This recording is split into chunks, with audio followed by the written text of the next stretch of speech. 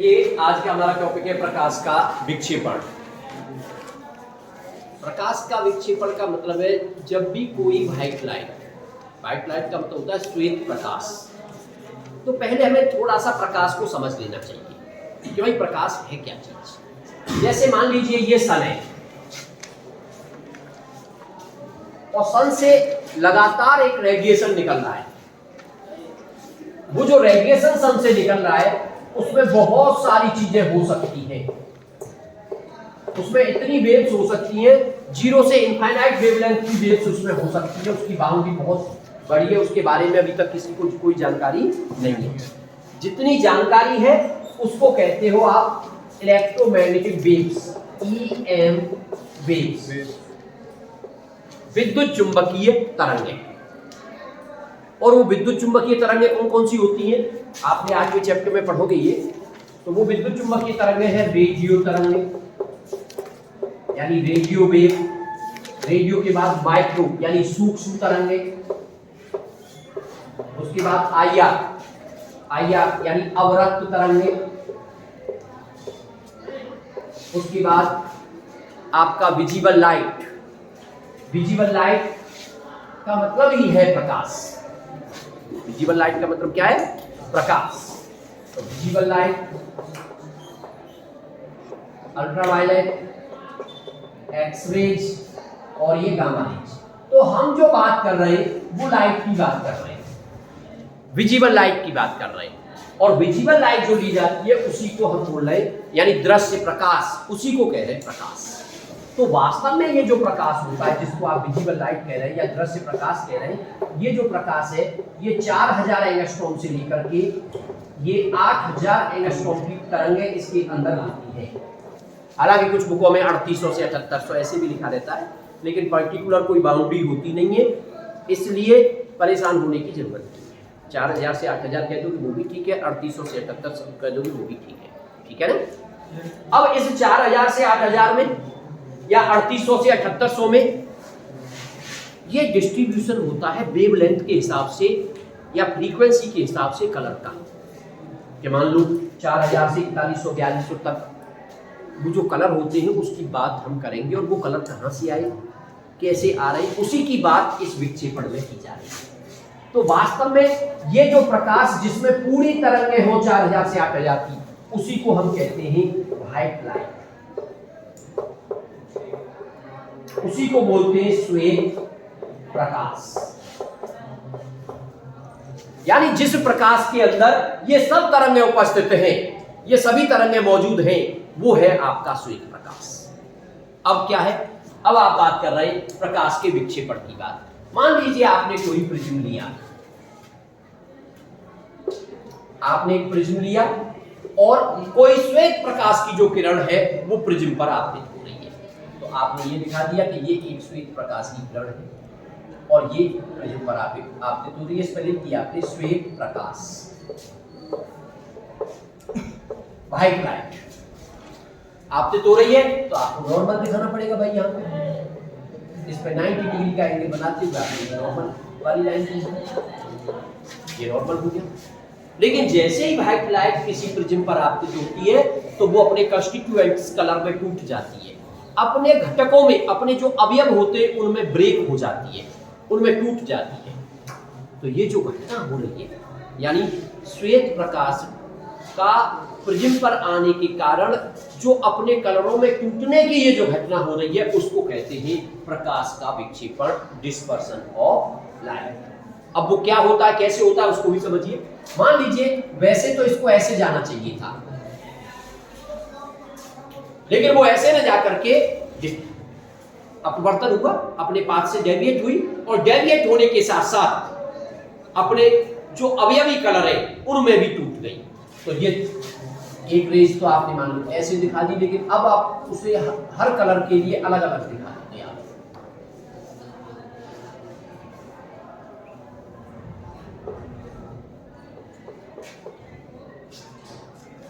ऐसे हर कलर के लिए अलग अलग दिखाओ, तो वो अपने कलरों में टूट गई। और जब बाहर निकलेगा तो बाहर निकलते समय भी डेविएशन, जैसे अपवर्तन दिखाते अपवर्तन होगा, लेकिन अलग अलग कलर को अलग अलग साइड में आप दिखाते चले जाएंगे।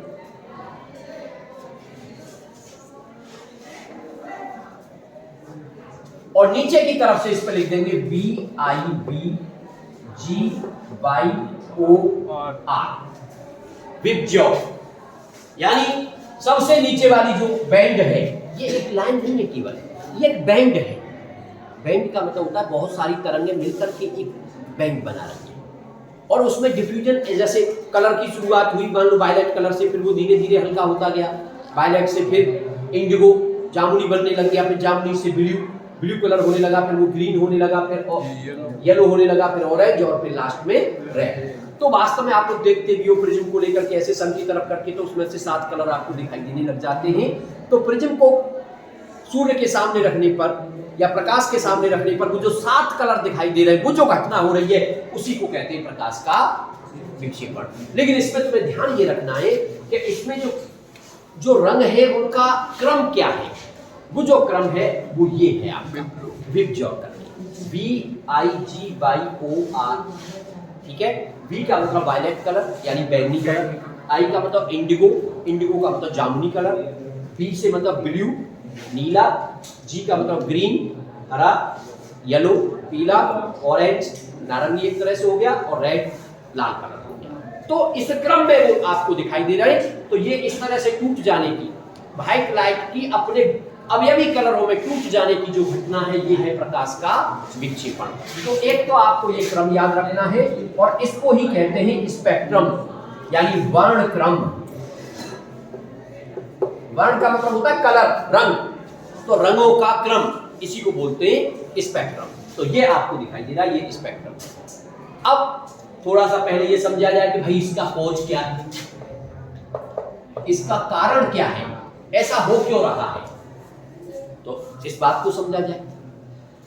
सबसे पहली बात देखिए, प्रकाश की जो चाल है, प्रकाश की चाल आप कहते हो, निर्वात के अंदर प्रकाश की चाल होती है 3 × 10⁸ मीटर पर सेकेंड। लेकिन प्रकाश जब प्रिज्म के अंदर जाता है, तो प्रकाश जब प्रिज्म के अंदर जाता है, तो प्रकाश की चाल अलग अलग कलर के लिए, कलर से मतलब तरंग दैर्घ्य कह सकते हो, अलग अलग तरंग दैर्घ्यों के लिए अलग अलग हो जाती है। इसका मतलब ये हुआ कि अलग अलग, क्योंकि इसके अंदर 4000 से 8000 तक की वेवलेंथ है, समझ गए ना। इसका मतलब हर वेवलेंथ के लिए उसकी चाल क्या हो जाएगी, अलग हो जाएगी।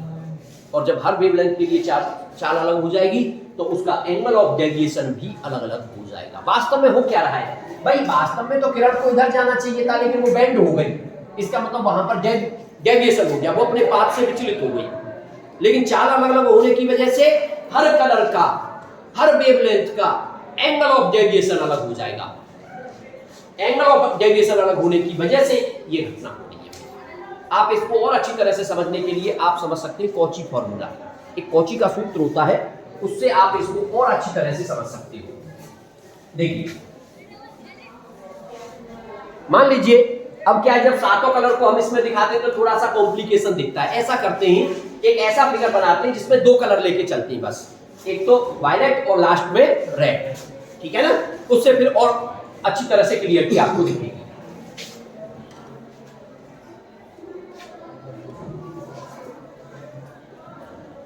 इसमें नॉर्मल खींच लो आप, 90 डिग्री का एंगल बनाती हूँ, और ये दिखा दिया आपने एक वाइट लाइट, और ये उसकी हुई डायरेक्शन, सीधी वाली डायरेक्शन।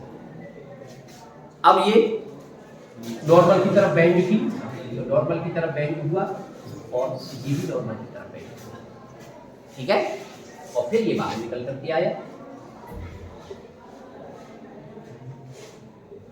ये है वायलेट कलर और ये है रेड कलर,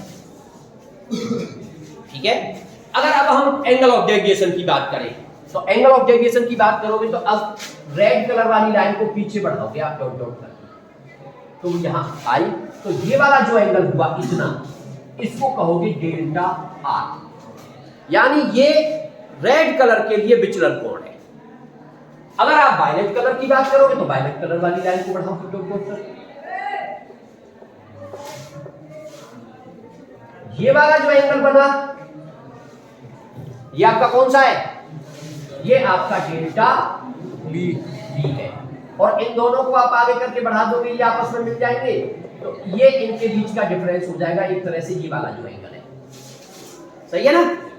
ये रेड और वायलेट के बीच का डिफरेंस हो जाएगा, उनके कोणों के बीच का डिफरेंस हो जाएगा। क्लियर? अब यहां से तुम्हें दिख रहा है कि भाई किस कलर के लिए विचलन कोण ज्यादा हो गया है, तो विचलन कोण जो है वो बैंगनी कलर के लिए ज्यादा हो गया है और लाल कलर के लिए विचलन कोण कम है। तो वास्तव में इसको समझने के लिए हम कॉची फॉर्मूले से इसे अच्छी तरह समझ सकते हैं। तो कॉची फॉर्मूले को थोड़ा सा ध्यान दीजिए।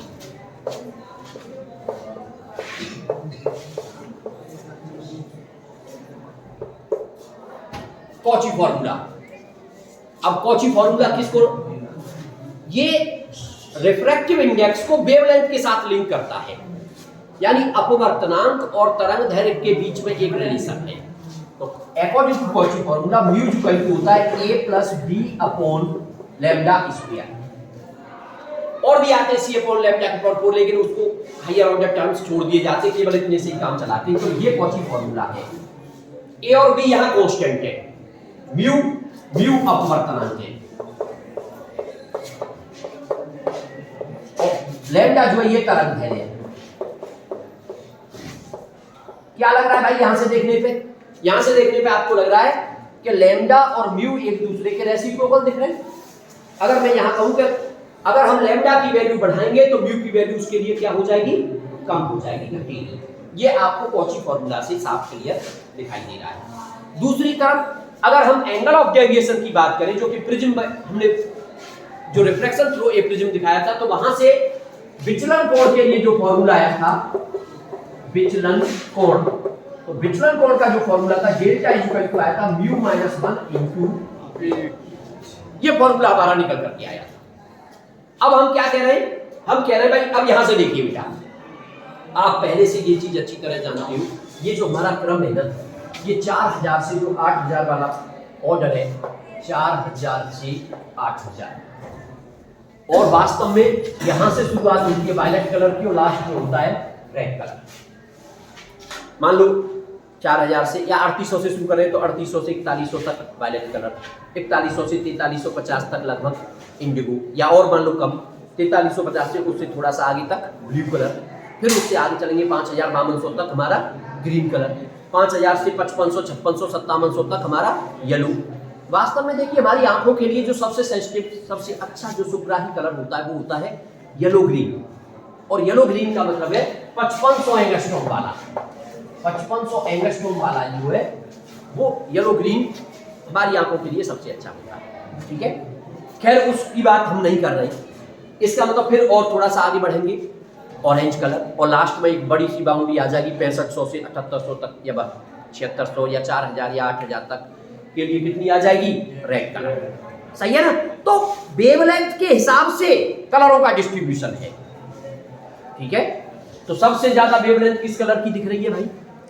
कभी कभी तो ऐसे ही क्वेश्चन बन जाता है, और खास करके जीएस में भी ये क्वेश्चन बन जाते हैं कि सबसे ज्यादा तरंग दैर्घ्य किस कलर की होती है। इसका मतलब आप कह सकते हो lambda R is greater than lambda V, और बाकी कलर बीच में है। वो क्रम आप अपने आप समझ जाओगे, और वो क्रम का हिसाब लगा लोगे विद जॉब के हिसाब से। सही है, अब थोड़ा सा आगे बढ़िए।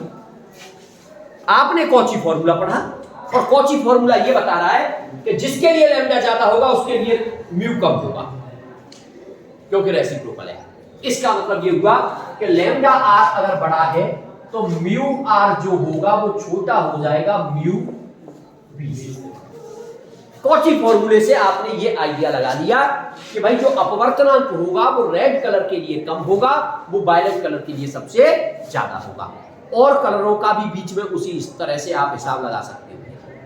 ठीक है भाई, क्लियर? यहां तक कोई दिक्कत तो नहीं है। उसके बाद फिर आपने फॉर्मूला पढ़ा विचलन कोण का, कि विचलन कोण इक्वल टू होता है delta equal to mu minus 1 into ए।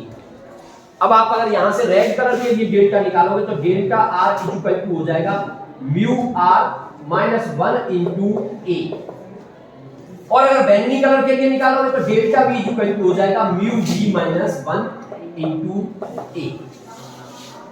सही है ना? अब यहां से देखेंगे भाई, ये बताओ म्यू बी बड़ा है क्या म्यू आर बड़ा है? म्यू बी बड़ा है। अब जब म्यू बी बड़ा होगा तो उसके लिए डेल्टा बी का मान क्या हो जाएगा? ज्यादा हो जाएगा। इसका मतलब आप देख सकते हो delta B is greater than delta R. तो ये चीज हमने मैथमेटिकली दिखा दी, और प्रैक्टिकली तो हमने देखी ना। प्रैक्टिकली तो हमें दिख ही रहा है कि डेल्टा आर का मान कम आ रहा है और डेल्टा वी का मान ज्यादा आ रहा है। बताइए बात समझ में आ गई कि नहीं? तो इस चीज को हमें समझना है और समझने के लिए सबसे ज्यादा हेल्प हमें कौन करेगा? Cauchy formula.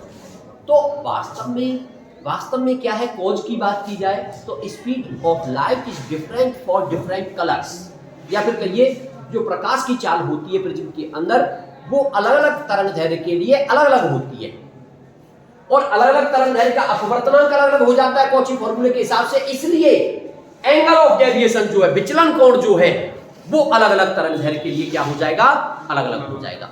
और इसीलिए ये वाले फिगर से आप देख सकते हो कि भाई दोनों कलर के लिए, और भी कलर इसके बीच में है लेकिन मैं उनको इसलिए नहीं बना रहा हूं, फिर फिगर कॉम्प्लिकेट हो जाएगा, वो आपकी समझ में नहीं आएगा। ठीक है ना? तो वो ये चीज हमें क्लियर दिखाई दे रही है इसमें। तो हम समझ गए कि विक्षेपण क्या है और विक्षेपण का कारण क्या है, और साथ ही साथ ये फिगर को भी अच्छी तरह से हमने समझ लिया। अब देखिए दो पॉइंट और आते हैं जो कि इंपॉर्टेंट है। एक पॉइंट क्या होता है? कोणीय विक्षेपण, अंग्रेजी में कहते हैं एंगुलर डिस्पर्सन। कोणीय विक्षेपण यहां पर समझते चाहिए क्योंकि हमें इन दोनों फिगरों की जरूरत पड़ेगी। कोणीय विक्षेपण, तो कोणीय विक्षेपण का मतलब क्या है भाई? नाम से ही लग रहा है कोण, यानी दो कलरों के लिए उसमें कितना डिफरेंस आ रहा है, उनके डेविएशन, एंगल ऑफ डेविएशन के बीच में कितना एंगल बन रहा है। तो ये जो एंगल तुम्हें दिखाई दे रहा है डेल्टा वी और डेल्टा आर के बीच में, ये जो एंगल दिखाई दे रहा है, अगर इसको थीटा मान लूं तो थीटा ही कोणीय विक्षेपण है, यही एंगुलर डिस्पर्सन है। इसका मतलब थीटा की वैल्यू हो गई theta is equal to delta V minus delta R, यही है एंगुलर डिस्पर्सन। तो ये तो हुआ विचलन कोण के टर्म में, लेकिन आप चाहे तो इसे अपवर्तनांक के पदों में भी निकाल सकते हैं, क्योंकि डेल्टा आर की value mu R minus 1 into a और डेल्टा वी की value mu V minus 1 into a. अगर आप इस वैल्यू को पुट करोगे तो यहां से डेल्टा वी की जगह पे आ जाएगा mu V minus 1 into a, और माइनस इसकी जगह आ जाएगा म्यू आर माइनस 1 इंटू ए। इसमें से दोनों में से ए को कॉमन ले लो। अब जब आप दोनों में से ए कॉमन ले लोगे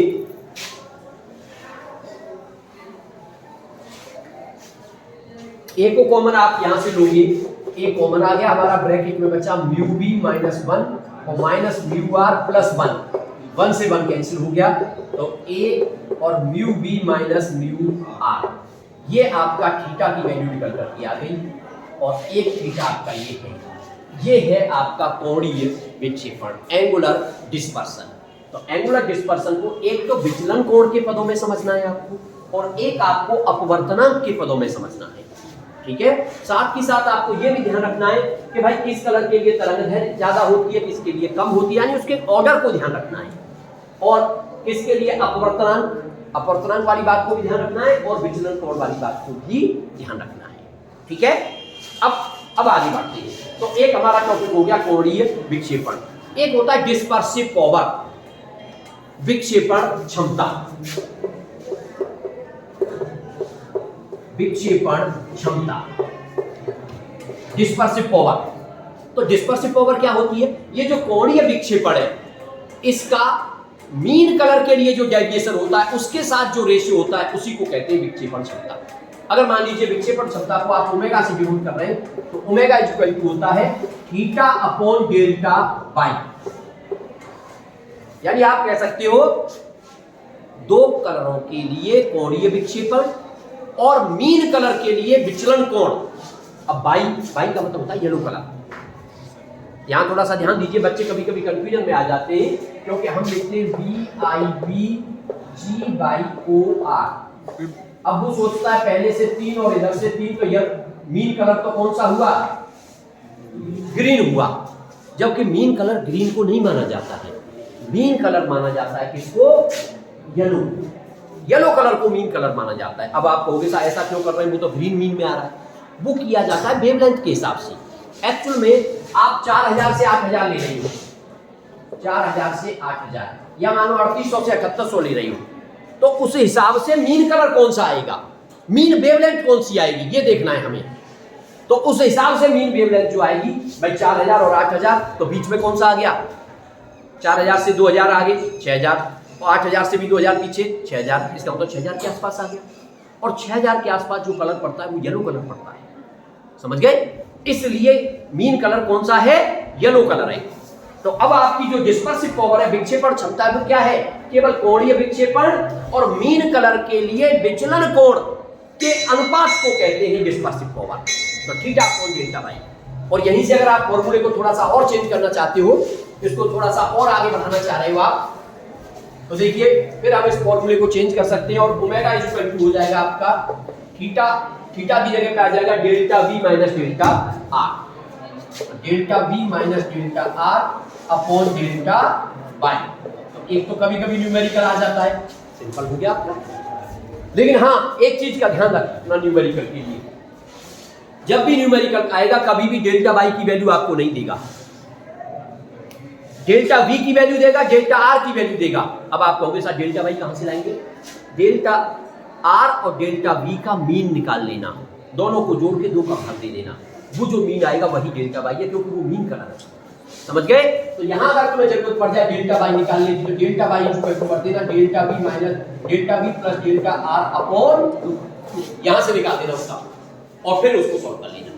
दूसरी एक और बात, मान लीजिए हम इसको अपवर्तनांक के पदों में लाना चाहते हैं, हम इसको रिफ्रैक्टिव इंडेक्स के पदों में लाना चाहते हैं, तो उसके लिए आपको पता है delta equal to mu minus 1 into a, और ये आपने किया भी है।